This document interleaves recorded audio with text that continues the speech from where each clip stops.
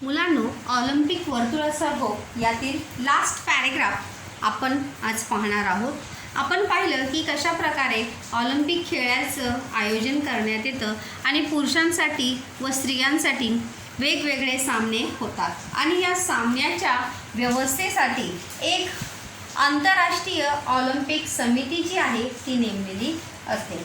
एक समिति का गठन किया जाता है और वही समिति पूरे ओलंपिक स्पर्धाओं का आयोजन और नियोजन देखती है और साथ ही साथ या ऑलिम्पिक सामन्यासाठी लागणारा खर्च फारच मोठा असतो. परंतु हा सर्व खर्च जो आहे, जो स्पर्धक देश इस स्पर्धा में कंपटीशन करते हैं वही देश इस खर्चे को आपस में कंट्रीब्यूट करके उसका नियोजन और आयोजन करते हैं. त्याच्या पुढे आपण नेक्स्ट पॅरेग्राफ, लास्ट पॅरेग्राफ पाहूया. क्रीडेच्या क्षेत्रात जातीभेद नाही, धर्मभेद नाही की वर्णभेद नाही. प्रश्न पण आहे की क्रीडेच्या क्षेत्रात कोणत्या गोष्टी नाहीत. क्रीडेच्या क्षेत्रात कोणत्या गोष्टी नाहीत. कोणत्या गोष्टी नाहीत त्याची 3 उत्तर आहेत. पहिलं म्हणजे जातीभेद, दुसरं धर्मभेद आणि तिसरं वर्णभेद. वर्ण म्हणजे रंग, काळा गोरा असा भेदभाव क्रीडेच्या स्पर्धेमध्ये या खेळ में इसमें से किसी भी भेद को कोणतंही स्थान नसतं. येथे सर्वांना समान संधी असते. यहाँ पर या किसी भी कंपटीशन में सभी जाति धर्म स्तर के लोगों को समान अवसर यहाँ पर मिलता है. अमेरिकेतील जेसी ओवेन्स हा वंशाने आफ्रिकी खेळाडू. यहाँ पर देखो एक उदाहरण भी दिया है. 1936 मध्ये बर्लिनला झालेल्या ऑलिम्पिक स्पर्धेत त्याने 4 अजिंक्यपदे मिळवली. आफ्रिकन जे आहे ते रंगाने कोणते रंगाचे असतात? काळ्या रंगाचे असतात. परंतु असे असूनही त्याला या स्पर्धेमध्ये त्याने भाग घेतला होता और सिर्फ उसने पार्टिसिपेट ही नहीं किया था. उसने क्या किया था? ओलंपिक्स कंपटीशन में 1936 में कितने पदक त्याला मिळाले होते? 4 अजिंक्य पदे त्याला मिळवली होती. त्याने इतकेच नव्हे तर त्या 4ही बाबतीत त्याने नवे उच्चांक यानी नई जीत जो है उसने हासिल की थी, जो इसके पहले ऑलिम्पिक स्पर्धेमध्ये कोणीही केली नव्हती. प्रस्थापित करणे, स्थापित करणे हा वाक्यप्रचार आहे. अमेरिकेच्या यशाचा तो मोठा शिल्पकार ठरला. अमेरिकेनेच नव्हे तर साऱ्या जगाने या खेळाडूचा त्यावेळी गौरव केला. तो अमेरिकेचा होता पण वंशाने कोणता होता? आफ्रिकन वंशाचा होता.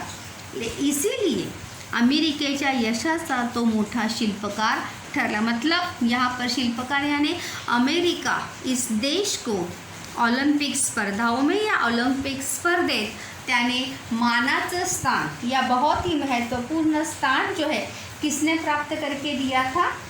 जेसी ओवेन्सने. कोणी प्राप्त करून दिलं होतं? JC Owens. प्रश्न पण आहे की अमेरिकेतील आफ्रिकी खेळाडूचं नाव काय?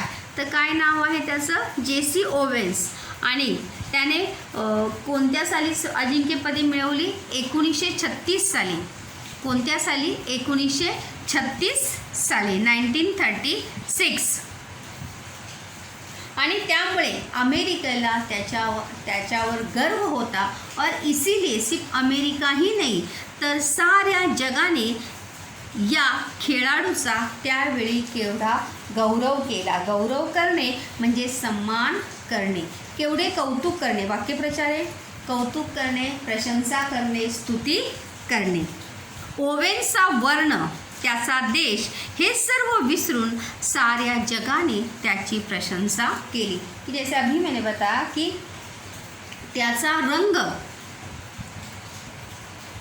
किंवा त्याचा देश याबद्दल विचार न करता सभी लोगों ने उसकी जीत की प्रशंसा की थी. म्हणजेच ये उदाहरण यहाँ पर इसीलिए दिया है कि ओलंपिक खेलामध्ये या क्रीड़ा के क्षेत्र में किसे महत्व रहता है, खिलाड़ी के खेल को महत्व रहता है, उसके जाति धर्म वर्ण को बिल्कुल भी महत्व रहता नहीं।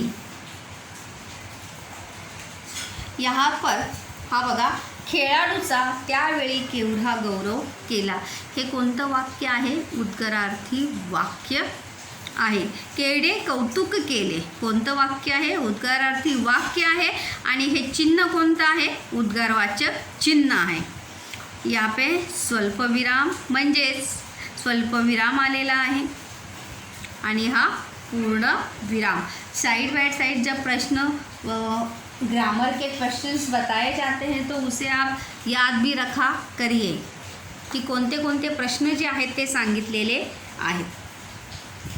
त्याच्या पुढे पाहूया आपण। एमिल झेटोपेक, लक्षात ठेवा, एमिल झेटोपेक हा झेकोस्लोवाकियाचा खेळाडू। प्रश्न पण आहे बघा, एमिल झेटोपेक हा कोणत्या देशाचा खेळाडू होता, कोणत्या देशाचा, झेकोस्लोवाकिया, कोणत्या देशाचा होता, झेकोस्लोवाकिया।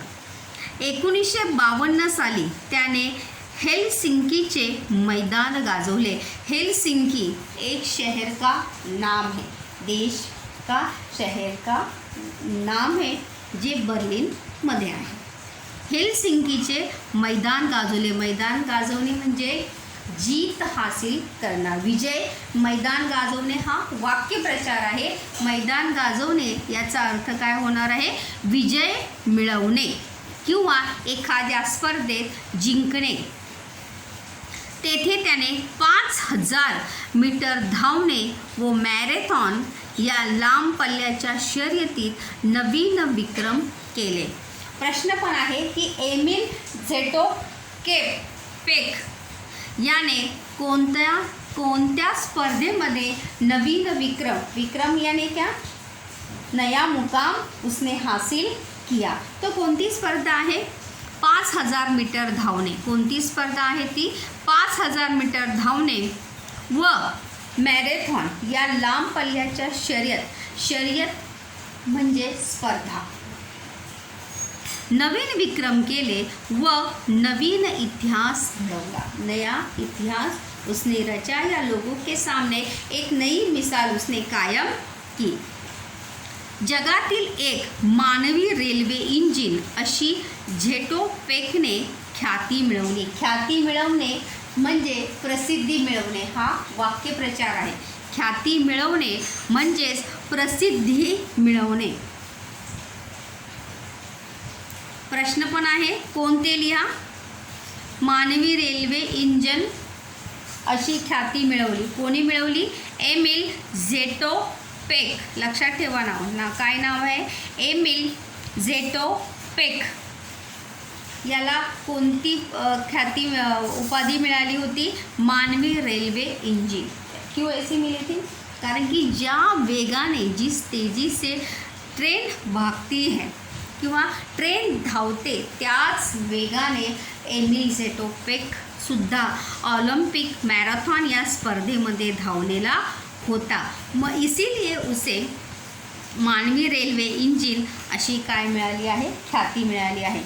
ख्याती मिळवणे म्हणजे प्रसिद्धी मिळवणे हा वाक्यप्रचार आहे। आणि हे एकेरी अवतरण चिन्ह मानवी रेल्वे इंजिन कशामध्ये आहे, एकेरी अवतरण चिन्हामध्ये आहे।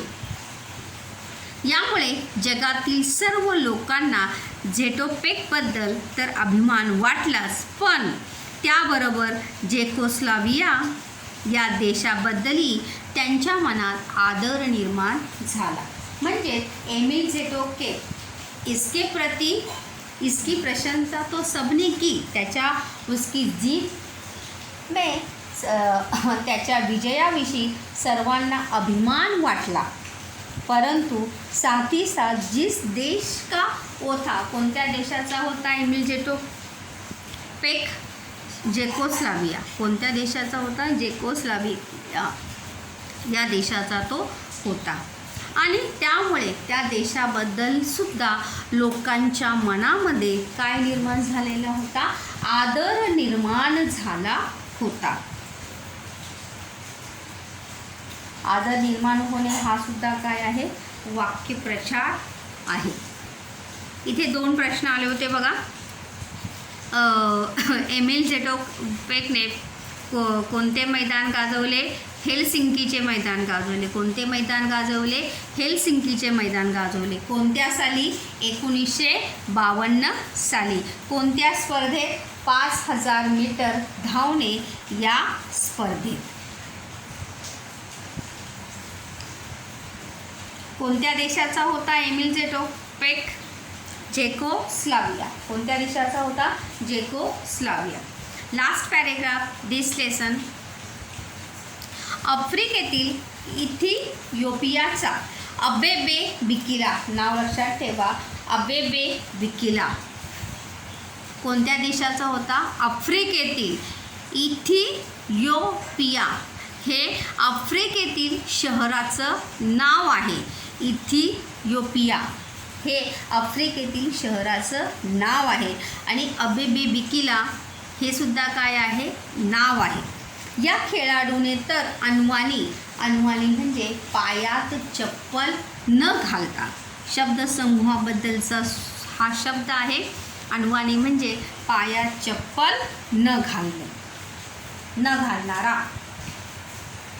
अनवाणी पायाने मॅरेथॉन लांब पल्ल्याची शर्यत जिंकली. मतलब बिना चप्पल पहने उसने मैराथन ही लांब पल्ल्याची, लांब पल्ला म्हणजे जास्तीत जास्त किलोमीटर धावून दौड़कर उसने ये शर्यत म्हणजे ही स्पर्धा, ये रेस जो है अबेबे बिकिला या खेळाडूने जिंकली. एवढे मोठे अंतर त्याने 2 तास 15 मिनटात काटले. और उससे कितना समय लगा था, 2 तास 15 मिनटे. किती वेळ लागलेला आहे त्याला, 2 तास 15 मिनटे. कोणी हे अंतर काटलेलं होतं, लांब पल्ल्याची शर्यत कोणी जिंकली होती, आफ्रिकेतील इथिओपियाचा अबेबे बिकिला या खेळाडूने अनवाणी चालू. विशेषतः उसकी खासियत क्या थी, कि विशेषता उसकी ये थी की त्याने पायात चप्पल न घालता त्याने हे अंतर पार केलेलं होतं. आणि त्याला वेळ किती लागला होता, 2 तास 15 मिनटे. फॅनी बेकर्स या स्त्री खेळाडूने तर 1948 साली ऑलिम्पिकचे मैदान दणाणून सोडले. मैदान दणाणून सोडले मतलब विजय प्राप्त करणे, मोठा विजय प्राप्त करणे, बड़ी जीत हासिल करना. फॅनी बेकर्स या खेळाडूने कोणत्या स्त्री, प्रश्न पण आहे की या उतार्यात आलेल्या स्त्री खेळाडूचं नाव काय, तर काय आहे, फॅनी बेकर्स. तिने कोणत्या साली, 1948 साली ऑलिम्पिकचे मैदान दणाणून सोडले म्हणजे विजय प्राप्त केला, विजय मिळवला.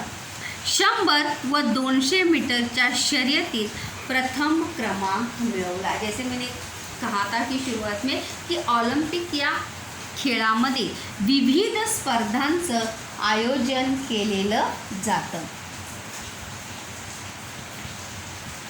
त्यामध्ये धावण्याच्या स्पर्धा, आता 100 मीटर, 200 मीटर, 300 मीटर अशा प्रकारच्या स्पर्धा असतात. तर त्यामध्ये तिने प्रथम क्रमांक मिळवला होता. प्रश्न पण आहे की 1948 साली आफ्रिकेचे मैदान दणाणून सोडणारी कोण आहे, फॅनी बेकर्स. नाव लक्षात ठेवायचे सगळ्यांचे. भारताने हॉकीच्या स्पर्धेत अनेक वर्ष अजिंक्यपद टिकवले. इसीलिए देखो कहा भी जाता है कि भारताचा राष्ट्रीय खेळ जो आहे तो कोणता आहे, हॉकी आहे. कोणता आहे, हॉकी आहे. आणि त्यामुळेच भारताने अनेक वर्ष ऑलिम्पिक स्पर्धेमध्ये आपलं अजिंक्यपद, अजिंक्य मतलब बिना हारे, अपनी जीत जो है हमेशा ओलंपिक स्पर्धाओं में अपनी जीत उन्होंने बरकरार रखी थी बहुत साल तक। सुप्रसिद्ध भारतीय हॉकी खेळाडू, इसीलिए हॉकीचे जादूगर असं कोणाला म्हणतात? ध्यानचंद. लक्षात ठेवा प्रश्न. हॉकीचे सुप्रसिद्ध भारतीय खेळाडू त्यांचं नाव काय आहे? ध्यानचंद. आणि हॉकीचा जादूगरसुद्धा जादूगर के नाम से भी ध्यानचंद क्या है? प्रसिद्ध है.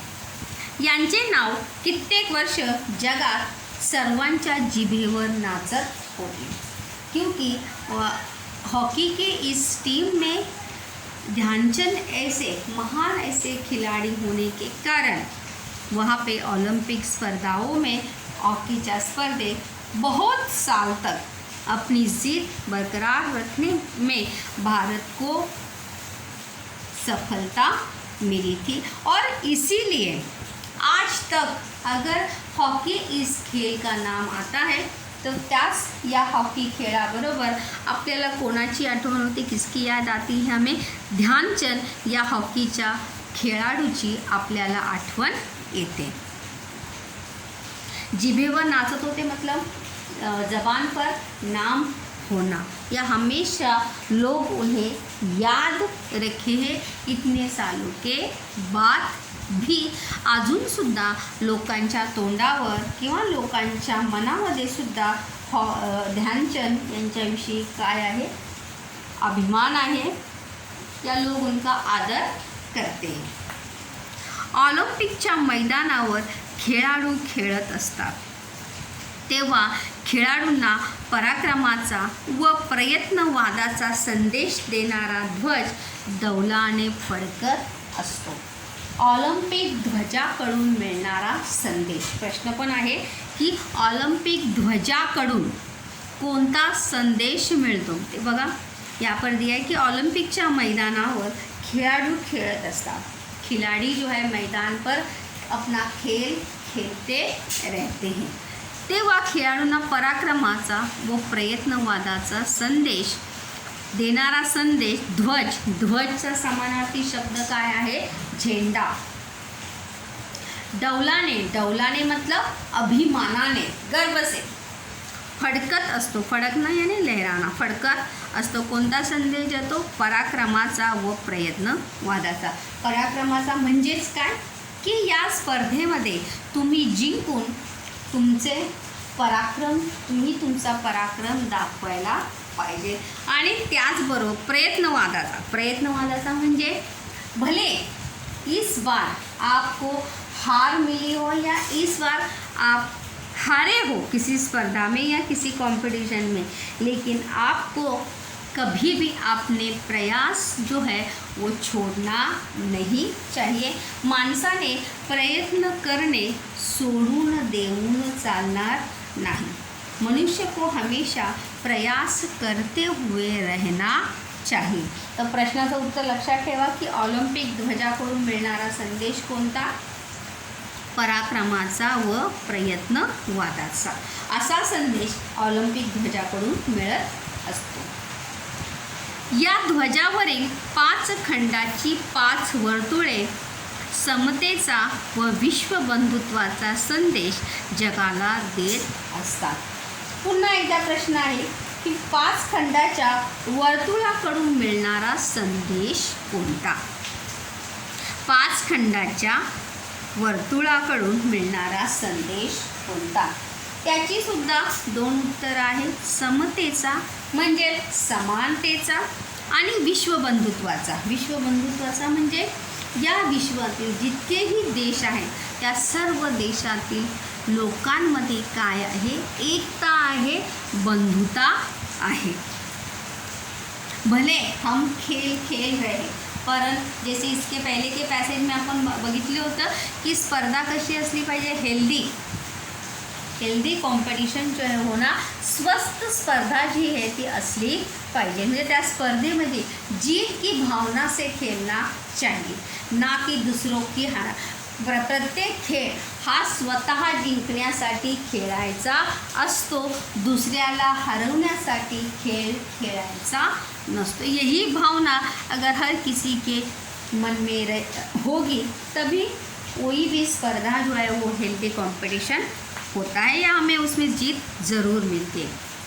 तर त्यामुळे 5 खंडाची वर्तुळे कोणता संदेश देतात? समतेचा व विश्व बंधुत्वाचा संदेश ती जगाला देत असतात. त्याच्या शेजारीच पुढे बघा, तर त्याच्या शेजारी शुद्र विचारांचा अंधकार घालवणारी ज्योत तेवत असते. तेवत असणे म्हणजे जळत असणे. अंधकार म्हणजे अंधार. अंधकार म्हणजे काय? अंधार. आणि शुद्र म्हणजे वाईट विचार.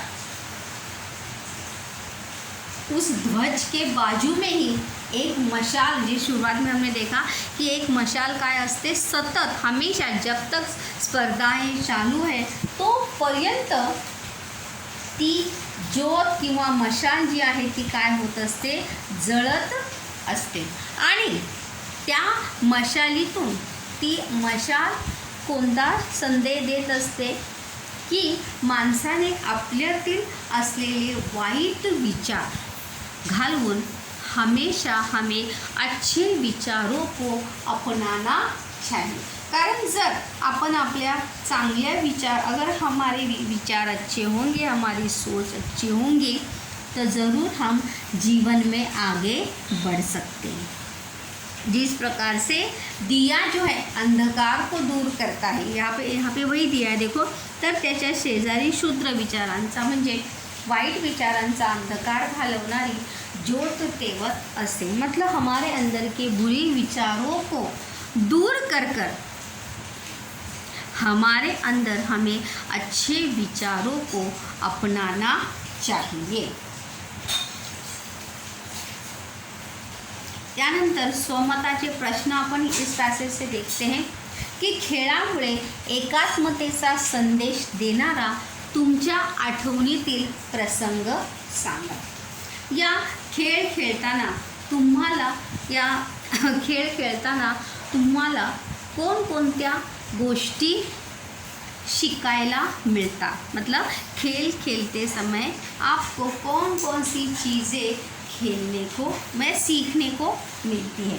किंवा खेळामुळे आपल्यामध्ये कोणत्या गुणांचा विकास होतो ते लिहा. ये सब सोमत के प्रश्न. कोणत्या गुणांचा विकास होतो? सबसे पहले व्यक्तिमत्व विकास का हमारा व्यक्तिमत्व विकास होता है. त्यानंतर नेतृत्व गुणाचा विकास होतो. सहनशीलता, माणसाची वाढते, सहन करण्याची, निर्णय घेण्याची क्षमता आपल्यामध्ये वाढीस लागते. अशा प्रकारे विविध गुण आपल्या खेळ खेळण्यामुळे आपल्यामध्ये विकसित होतात.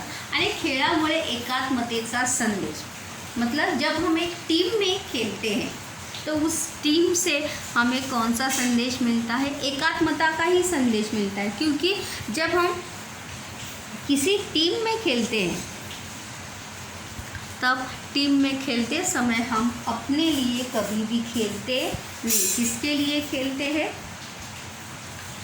सभी खिलाड़ियों के लिए खेळते. आपण आपल्या टीमसाठी, आपल्या समूहासाठी खेळत असतो. और ये खेलते समय अपने जीत आपण आपल्याला जिंकवण्यासाठी न खेळता आपल्या टीमला, आपल्या समूहाला जिंकवण्यासाठी खेळत असतो. जाहिर सी बात है उसमें से हमें कौन सा संदेश मिलता है? एकात्मता का ही संदेश उसमें से मिलता है. क्योंकि वहाँ पर एक टीम में कितने खिलाड़ी होते हैं? कम से कम हर प्लेयर में 11, 10, 12 तो प्लेयर रहते हैं. तो उस 10-11 लोगों में हमें यूनिटी या एकता हमें देखने को मिलती है. आणि त्यामुळे एकात्मतेचा संदेश, जाहिर सी बात है हमारे अंदर एकात्मता विकसित होने लगती है. तर अशा प्रकारे ऑलिम्पिक वर्तुळाचा गोप म्हणजे जाली किंवा एक, यानी शुरुआती को जैसे वो चैन वगैरह हम कहते हैं, जो छोटी छोटी तारों से बनी रहती है, उसी प्रकार से ओलंपिक में भी विश्व के 5 महाद्वीपों के अलग अलग देशों के सभी देश के खिलाड़ी जो है उस स्पर्धा में, कंपटीशन में भाग लेते हैं और अपने हुनर को दिखाते हैं और जीत हासिल करते हैं। ज्योत म्हणजे ज्वाला, तेवत असणे म्हणजे जळत असे, शूद्र म्हणजे वाईट, अंधकार म्हणजे अंधार, अंधारचा विरुद्धार्थी शब्द उजेड।